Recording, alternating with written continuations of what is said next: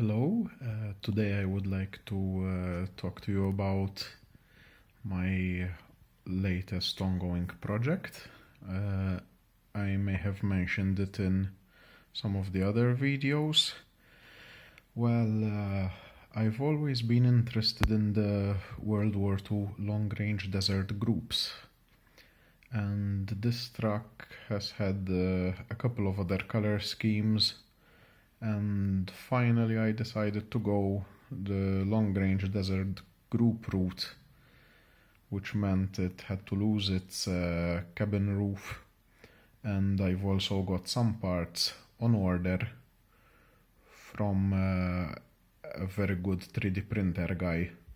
Link will be in the description. So, what's different from a normal JJRC Q61? Well, the first thing is the placement of the rear wheel. As you can see, there were a number of extra holes in the frame rail. It had to move back 2 centimeters. Secondly, and obviously, I had to extend the shaft by as much, and I had some loose pieces of redundant chassis girders, which I used to attach the back box temporarily until I get some proper 3D printed ones. The shaft has been extended by cutting one of the ends from another gearbox and sticking it inside a piece of 8mm brass tube, which fit slightly loose, but I managed to correct that by applying strategically positioned pieces of masking tape and super glue. The result, I've tried to pull them apart, I haven't managed. So that's excellent. Now the axles are locked. Thanks Tom Lee RC for the tip to use Gorilla Glue. I used to use different things to achieve this, but Gorilla Glue so far has been the best result. Has yielded the best results for this. Same for the front.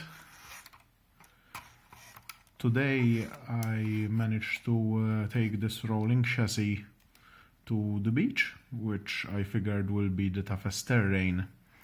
The beach where I took it, you will see the video pop up later on.